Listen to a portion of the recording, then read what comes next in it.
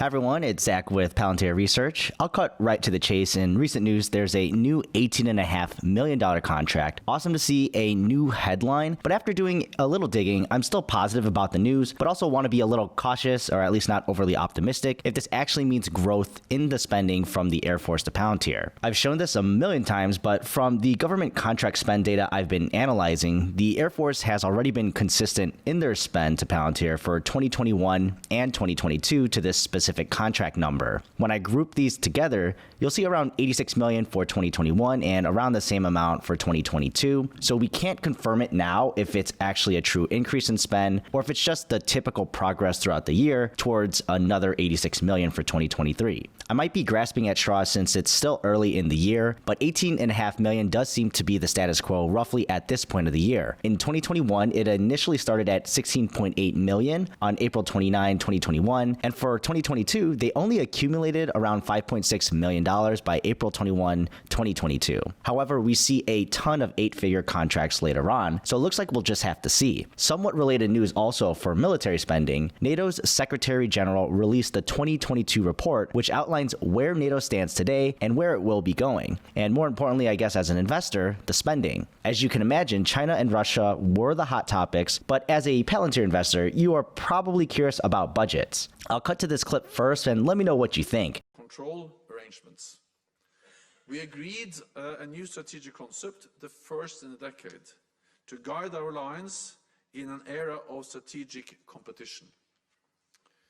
It identifies Russia as the most significant threat to our security, along with the ongoing threat of terrorism, and makes clear that China challenges our interest, security, and values.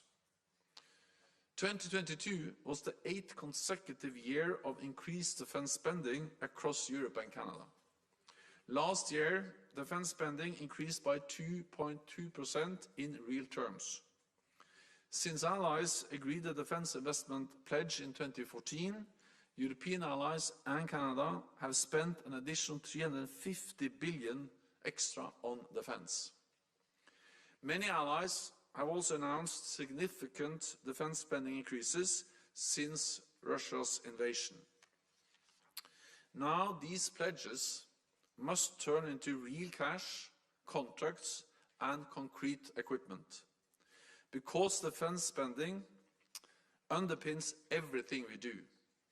Since 2014, allies have increased defense spending, and we are moving in the right direction. But we're not moving as fast as the dangerous world we live in demands. So while I welcome all the progress that has been made, it is obvious that we need to do more, and we need to do it faster. At our summit in Vilnius in July, I expect allies to agree a more ambitious new defense investment pledge, with 2% of GDP as a minimum to be invested in our defense. In this new and more contested world, we cannot take our security for granted. It is our security that underpins our prosperity and our way of life. Our latest polling shows that 82% of people across the 30 NATO allies believe it is important that North America and Europe work together for our shared security. And 61% agree that NATO membership makes an attack from a foreign nation less likely. NATO has enabled Europe and North America to live in peace for almost 75 years. But today's world is as dangerous as at any time since the Second World War.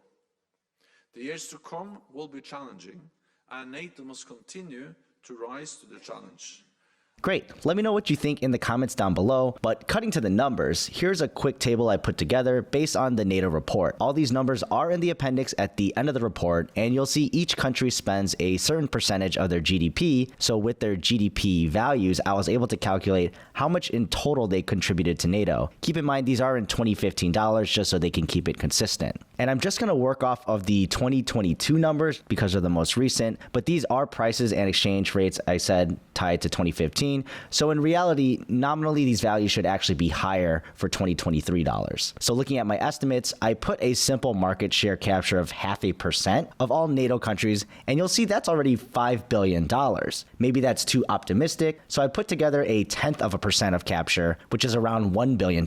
And these are per year spending values. One specific example I want to point out is the UK. Their 0.1% capture is already around $68.5 million. Not too long ago, actually, Palantir actually got a deal with the UK Defense Ministry for £75 million over 3 years, which is around $90 million over 3 years, so about $30 million per year. So theoretically speaking, looking at this deal alone, and I'm not sure how much other military spend is going from the UK to Palantir, but they're already 45% of the way there on a yearly spending. Now, if there was a joint effort across NATO, this is a huge opportunity for Palantir with their defense products. And just to add a little spice, we know there is a 2% GDP goal. So perhaps only countries that were below that 2% threshold aggressively tried to increase spending by, let's say, 30%, just to test this out. And that's of their current GDP rate, while keeping anyone meeting it at the same. This increased the 0.5% TAM to $5.6 billion, with the 10% at $1.1 billion per year. And maybe not within a single year this would all get captured, of course, but with all of the geopolitical events and rhetoric you heard from the NATO Secretary General himself, I don't believe achieving these sources of revenue is out of reach. Also, there's a plethora of data and figures in the report, and this oversimplified analysis I provided today just scratches the surface. But let me know what you think in the comments below, and subscribe to Palantir Research for more content, and I'll see you in the next video.